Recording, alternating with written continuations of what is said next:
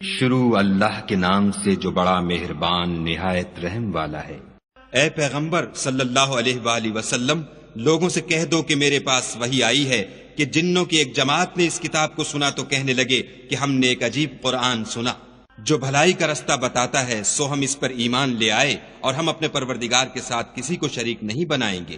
اور یہ کہ ہمارے پروردگار کی عظمت شان بہت بڑی ہے، وہ نہ بیوی رکھتا ہے نہ اولاد، اور یہ کہ ہم میں سے بعض بے وقوف خدا کے بارے میں جھوٹ افطرا کرتا ہے، اور ہمارا یہ خیال تھا کہ انسان اور جن خدا کی نسبت جھوٹ نہیں بولتے، اور یہ کہ بعض بنی آدم بعض جنات کی پناہ پکڑا کرتے تھے، اس سے ان کی سرکشی اور بڑھ گئی تھی، اور یہ کہ ان کا بھی یہی اعتقاد تھا جس طرح تمہارا تھا کہ خدا کسی کو نہیں جلائے گا، اور یہ کہ ہم نے آسمان کو ٹٹولا تو اس کو مضبوط چوکیداروں اور انگاروں سے بھرا ہوا پایا، اور یہ کہ پہلے ہم وہاں بہت سے مقامات میں خبریں سننے کے لیے بیٹھا کرتے تھے، اب کوئی سننا چاہے تو اپنے لیے انگارہ تیار پائے، اور یہ کہ ہمیں معلوم نہیں کہ اس سے اہل زمین کے حق میں برائی مقصود ہے یا ان کے پروردگار نے ان کی بھلائی کا ارادہ فرمایا ہے، اور یہ کہ ہم میں کوئی نیک ہیں اور کوئی اور طرح کے، ہمارے کئی طرح کے مذہب ہیں،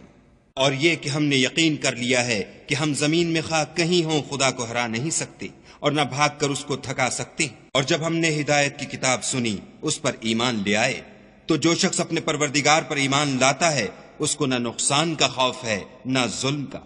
اور یہ کہ ہم میں بعض فرما بردار ہیں اور بعض نافرمان گناہگار ہیں، تو جو فرما بردار ہوئے وہ سیدھے رستے پر چلے اور جو گناہگار ہوئے وہ دوزخ کا ایندھن بنے۔ اور اے پیغمبر صلی اللہ علیہ وآلہ وسلم، یہ بھی ان سے کہہ دو کہ اگر یہ لوگ سیدھے رستے پر رہتے تو ہم ان کے پینے کو بہت سا پانی دیتے تاکہ اس سے ان کی آزمائش کریں، اور جو شخص اپنے پروردگار کی یاد سے منہ پھیرے گا وہ اس کو سخت عذاب میں داخل کرے گا، اور یہ کہ مسجدیں خاص خدا کی ہیں تو خدا کے ساتھ کسی اور کی عبادت نہ کرو۔ اور جب خدا کے بندے محمد صلی اللہ علیہ وآلہ وسلم اس کی عبادت کو کھڑے ہوئے تو کافر ان کے گرد ہجوم کر لینے کو تھے،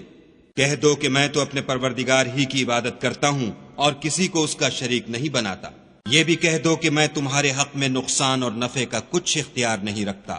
یہ بھی کہہ دو کہ خدا کے عذاب سے مجھے کوئی پناہ نہیں دے سکتا اور میں اس کے سوا کہیں جائے پناہ نہیں دیکھتا، ہاں خدا کی طرف سے احکام کا اور اس کے پیغاموں کا پہنچا دینا ہی میرے ذمے ہے، اور جو شخص خدا اور اس کے پیغمبر کی نافرمانی کرے گا تو ایسوں کے لیے جہنم کی آگ ہے، ہمیشہ ہمیشہ اس میں رہیں گے، یہاں تک کہ جب یہ لوگ وہ دن دیکھ لیں گے جس کا ان سے وعدہ کیا جاتا ہے، تب ان کو معلوم ہو جائے گا کہ مددگار کس کے کمزور اور شمار کن کا تھوڑا ہے۔ کہہ دو کہ جس دن کا تم سے وعدہ کیا جاتا ہے میں نہیں جانتا کہ وہ ان قریب آنے والا ہے یا میرے پروردگار نے اس کی مدت دراز کر دی ہے، وہی غیب کی بات جاننے والا ہے اور کسی پر اپنے غیب کو ظاہر نہیں کرتا، ہاں جس پیغمبر کو پسند فرمائے تو اس کو غیب کی باتیں بتا دیتا